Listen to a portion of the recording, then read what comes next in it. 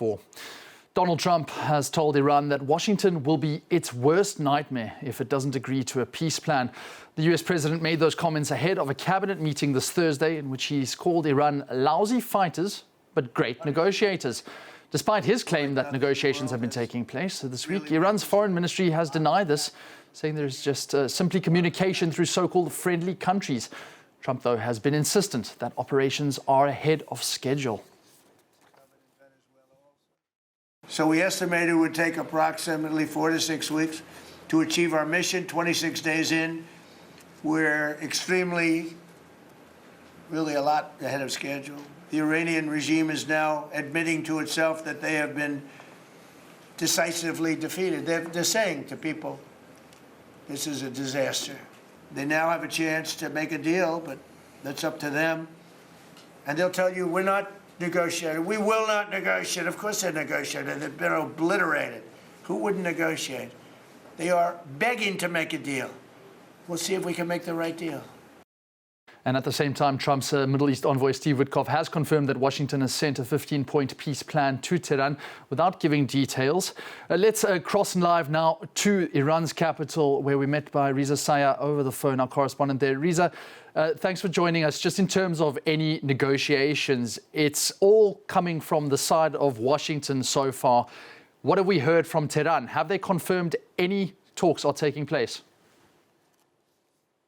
They do confirm that messages are being exchanged, but they say these are not legitimate negotiations. The issue is that there have been so many conflicting and confusing statements coming from the White House regarding negotiations. Mr. Trump saying the Iranians are begging for an agreement, begging for an off-ramp. Yesterday he said the Iranians gave him a present. Now he's saying Washington could be Iran's worst nightmare.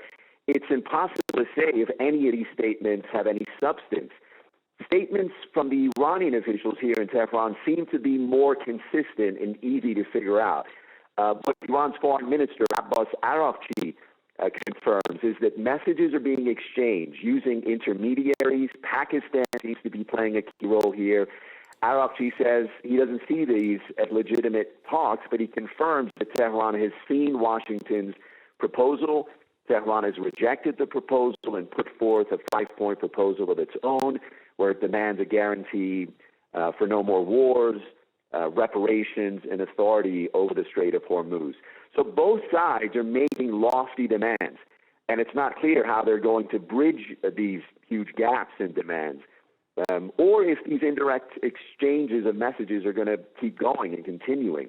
What is clear is that this war, as it drags on, we're almost a month in, Iran seems to be more confident in believing that they have absorbed and survived the U.S. and Israel's biggest blows and assassinations, and they're at least trying to project the message that they're in the driver's seat and will decide how this war ends. That is an interesting point, and one which the West is certainly having to contend with, this bullish approach from the IRGC. Just in terms of what has actually taken place on the ground there, now you are calling to us, and I imagine that in Iran it has still been a bit of a difficult day. The IDF has claimed that it struck around 20 targets,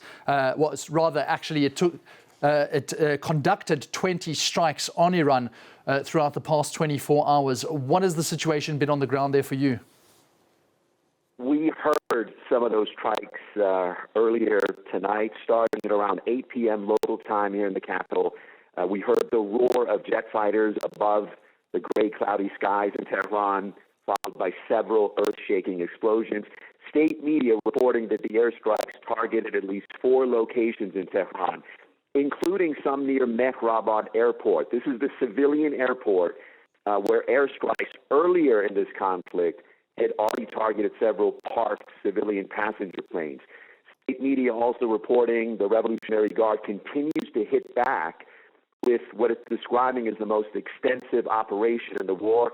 The IRGC saying over the past 24 hours, its forces, Hezbollah forces, and the Iraqi militia groups launched 230 operations targeting U.S. interests in Israeli positions in the region. So this cycle of violence continues as we try to figure out if negotiations will take place in the coming days or not. Reza Sayah, thank you so much for just giving us those updates there from Tehran.